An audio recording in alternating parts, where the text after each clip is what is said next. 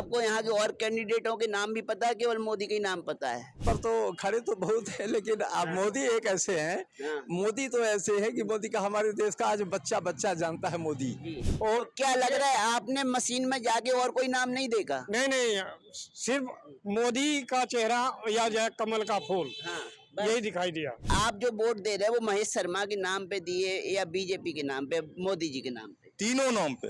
विपक्ष सिर्फ बातों में टक्कर दे रहा है, काम में कहीं से कहीं तक नहीं है, 1% भी। सिर्फ बातों में है। और अब 4 जून के बाद जब आपके रिजल्ट आएंगे तो ईवीएम खराब बताएंगे, सब कुछ बताएंगे। अगर विपक्ष काम करता तो आज एक मोदी नहीं बनता। 2024 का दूसरा चरण चल रहा है इलेक्शन का, और हम मौजूद हैं 476 बूथ क्रमांक पर, जो नोएडा में लगता है, सलारपुर ग्राम के अंतर्गत आता है। और यहाँ के आम वोटर से जानेंगे उनकी राय क्या है, क्या दिख रहा है माहौल? माहौल तो बहुत अच्छा है, और मैं देख रहा हूँ सुबह से ही यहाँ पर मतदाताओं की भीड़ उमड़ी, और अभी तक बराबर चल ही रहा है। अब बूथ अलग अलग हैं, इस कारण से यहाँ कोई परेशानी भी नहीं है, व्यवस्था भी बहुत अच्छी है। और यदि विकास यदि ऐसा ही रहा तो हमारा देश बहुत आगे जाएगा।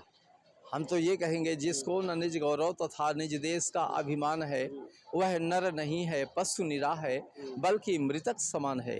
जो अपने को यदि न समझ पाया, अपने देश के विकास को जो करने में आगे जिसने अपनी सहमति न दी, अपना सहयोग न दिया, तो फिर उसकी ज़िंदगी बेकार ही है।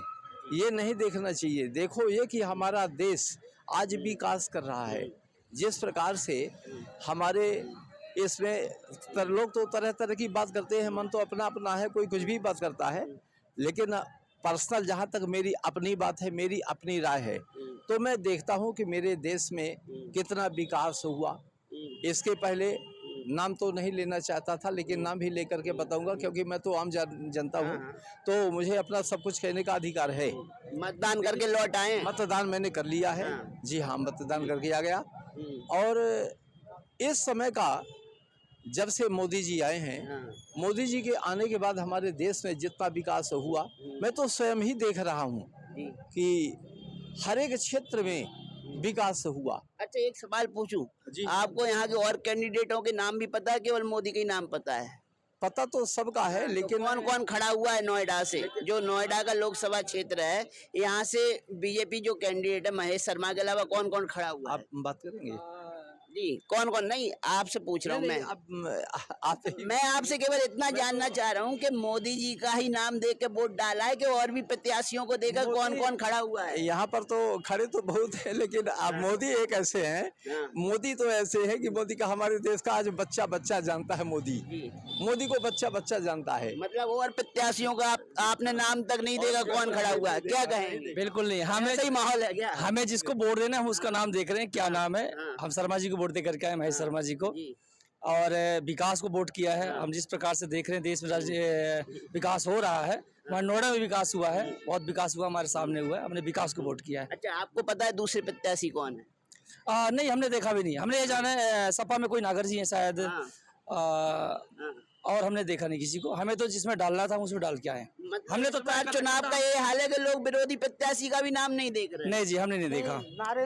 नारेंद्र नाम है दूसरा। नारायण नहीं, नागर जी हैं।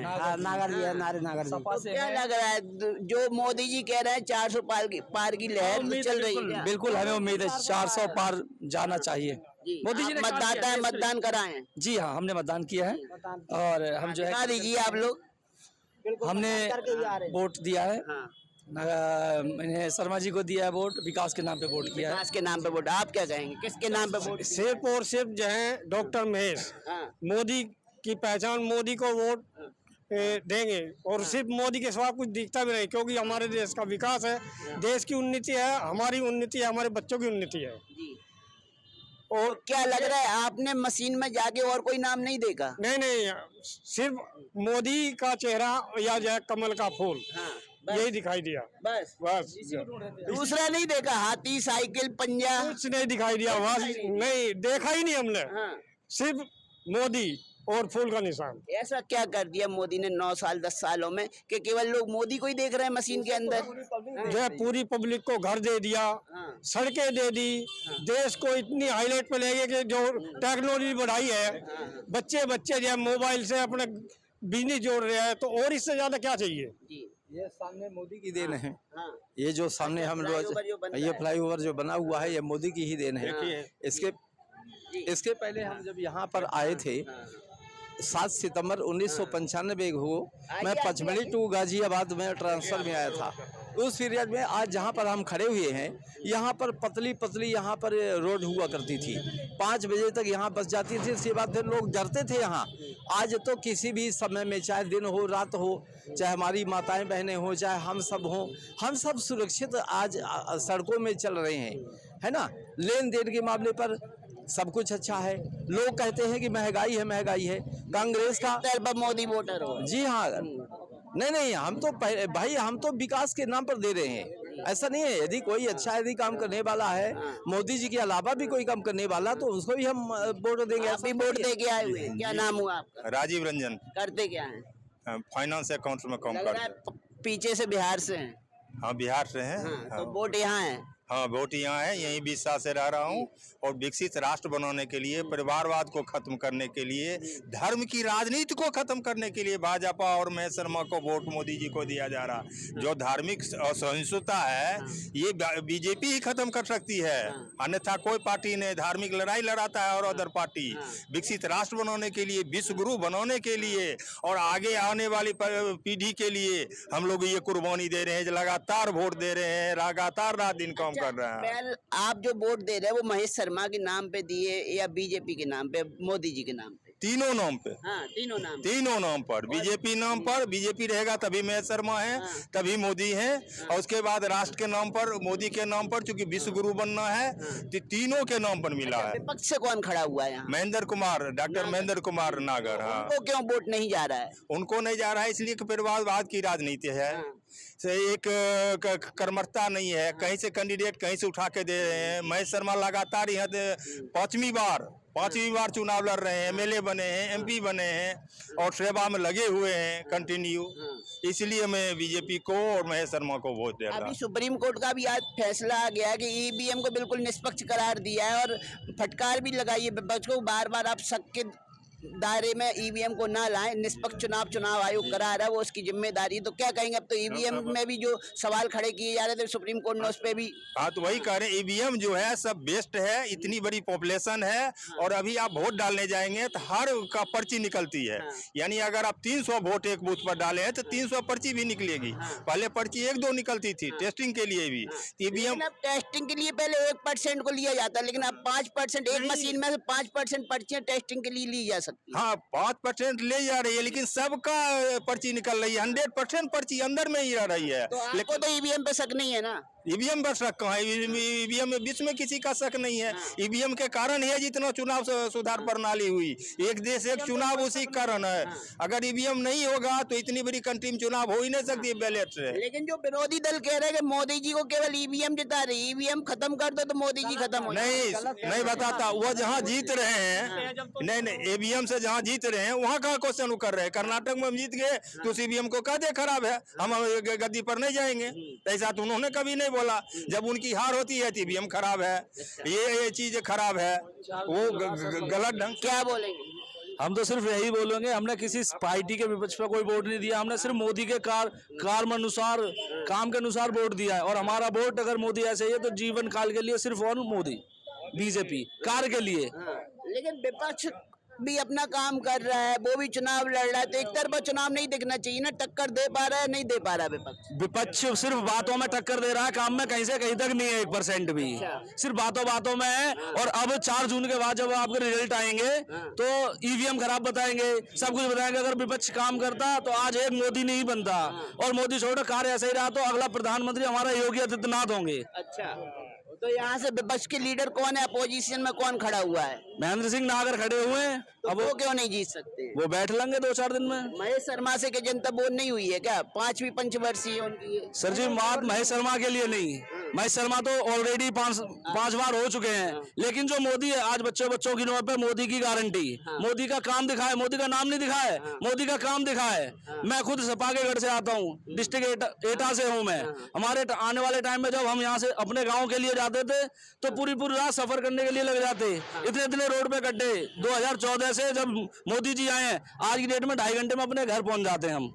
तो मतदान आप कराएं, बिल्कुल वोट फॉर। आप सब लोग मतदान करके आए, दिखाएंगे? कर दिया जी, कर दिया मतदान। तो क्या लग रहा है, खिल रहा है? कमल खिल रहा है, पूरे प्रदेश में खिल रहा है, पूरे देश में खिल रहा है। जैसे हमारे प्रधानमंत्री जी ने नारा दिया 400 पार, हम 400 पार करके दिखाएंगे। विपक्ष दूर दूर तक नजर नहीं आएगा। जब जिस दिन 4 जून को मतदान की काउंटिंग होगी, विपक्ष दूर दूर तक नजर नहीं आएगी। लेकिन विपक्ष तो अभी भी कह रहा है कि ईवीएम गड़बड़ है, जबकि सुप्रीम कोर्ट ने भी कह दिया कि ईवीएम निष्पक्ष है। सर मैं तो कह रहा हूँ, मैं ये कह रहा हूँ, जब हिमाचल प्रदेश में आप जीत जाते हो तब ईवीएम आपका खराब नहीं होता, लेकिन देश में जब भाजपा जीतते हो ईवीएम खराब हो जाती है। एक दोहरा नीति नहीं चलेगी।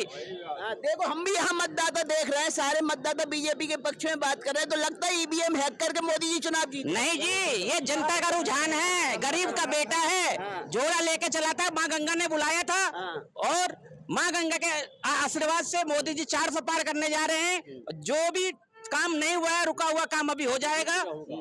तो ये जनता को हैक किया है मोदी ने, अब ईवीएम हैक मोदी ने अपना काम करके दिखाया है और जनता उससे प्रेरित हुआ है। मोदी ने हैक नहीं किया, विश्वास किया जनता ने। अब विरोधियों को क्या सलाह देंगे कि आने वाले समय में किस तरह की राजनीति होना चाहिए? हम विरोधियों को ये सलाह देंगे कि मोदी जी के काम को आप सीखो उनसे, उनके काम को बुराई मत करो। यदि उनकी गलती को निकालो तब जाके करो, लेकिन आप गलत प्रचार कर देते हैं।